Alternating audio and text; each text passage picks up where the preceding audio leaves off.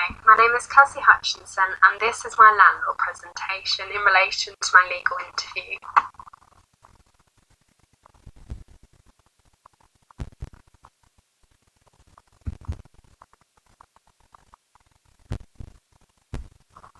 My presentation concerns leases and whether all the elements of a lease are necessary.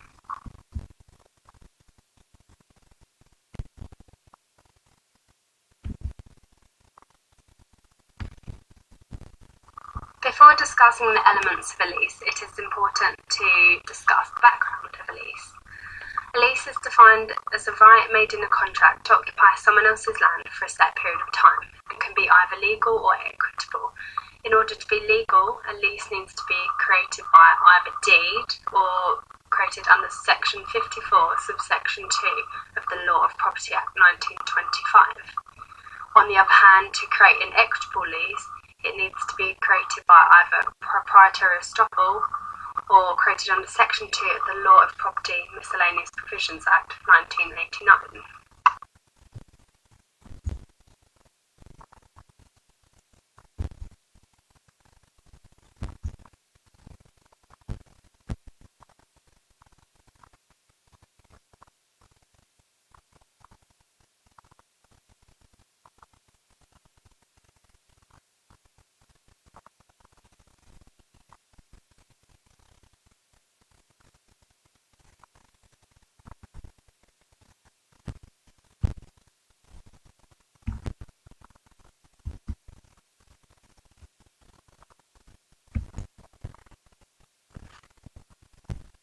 The first formality to discuss is exclusive possession, which is set out in the case of Street and Mumford 1985. Exclusive possession grants a tenant the right to exclude or resist the entry of a person or everyone, including the landlord, from entering the property without their permission. Exclusive possession needs to be distinguished from the likes of exclusive occupancy, which means the right to live in the property. Although it is only in the case that in order to have exclusive possession you must have exclusive occupancy, and thus entitles a legal right to the property. Exclusive possession is therefore an element that is necessary to create a lease.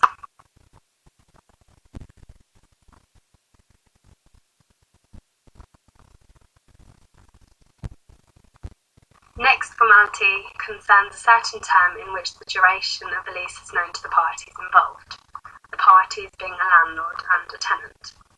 A certain term under Section 205, subsection 1 of the Law of Property Act 1925 includes a term for a year or years, a term for less than a year, and a term from year to year.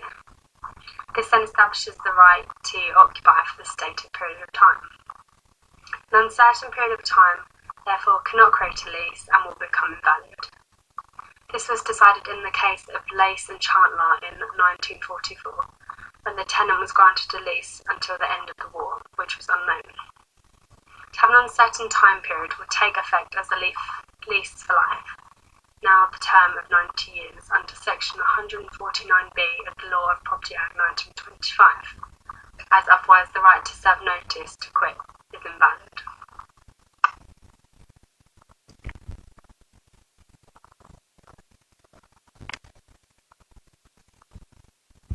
Rent is the last formality of a lease and is the one which is most controversial. It is thought that an agreement on a lease cannot be enforced without a form of consideration, and the most practical form of consideration is rent. Most landlords will be unwilling to let an individual occupy their land without payment, which is usually money. However, under Section 205, subsection 1, the Law of Property Act 1925, rent is not necessary as there can be a term of years without any, and this is later confirmed in the case of Skipton Building Society in Clayton in 1993.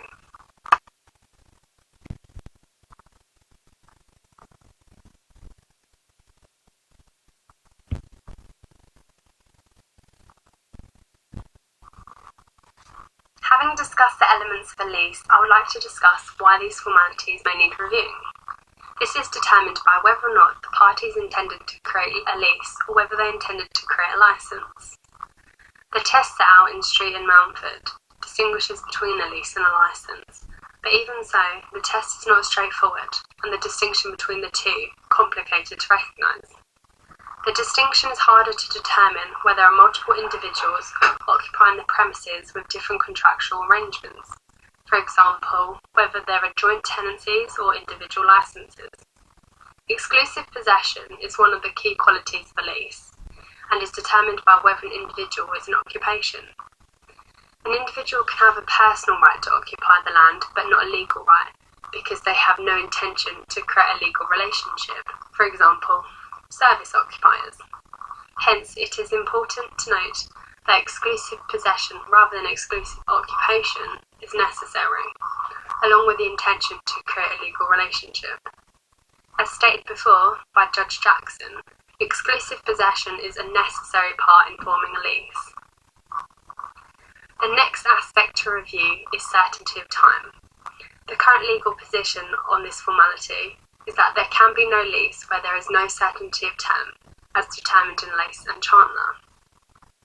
In the case of Prudential and London Residuary Body in 1992, the House of Lords displayed dissatisfaction that the maximum duration of a lease must be ascertainable from the outset. From this came a lease for life granted for an uncertain term, decided in the case of Beresford and Mexfield Housing Cooperative Limited from 2011, which was then converted to a lease for 90 years under Section 149 of the Law of Property Act 1925. In this case, judges such as Lord Nuremberger, Lady Howe and Lord Clark expressed opinion that the certainty rule should be reconsidered or even abandoned. The last aspect in regard to leases in the Street and Mountford test is rent or consideration. It is suggested in this case that rent is a necessary requirement of a lease. However, it is possible to create a tenancy without the payment of rent. For example, if a lease is created by deed, there is no need for a form of consideration to enforce the contract. This is further enforced by the case of Ashburn Asphalt and Arnold in 1989, in which Ashburn was bound by the lease, as the occupation agreement was certain enough and was therefore an overriding interest and did not require rent. Even in the circumstance of rent being needed to create a lease, it needs to be close to market rent.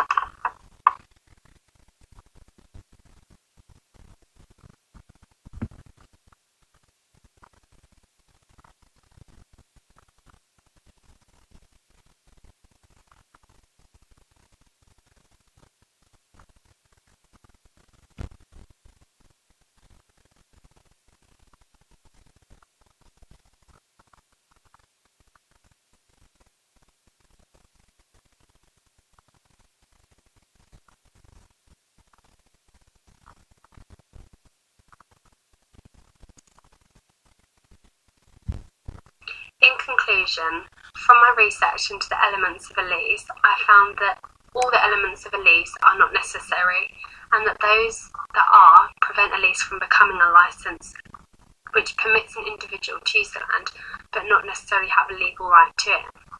I find that exclusive possession is the most important element to a lease, as without it, the tenant isn't able to have reasonable enjoyment of their property, and will not be able to prevent an individual from accessing his or her property.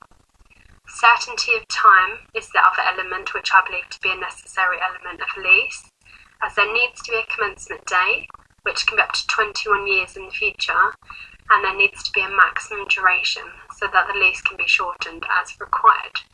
I would agree with the likes of Lady Howe, who believe that this aspect is in need of review, as cases that have an uncertain term now fall into a lease of 90 years as a fixed maximum duration, and thus are capable of defeating other parties' contractual intentions.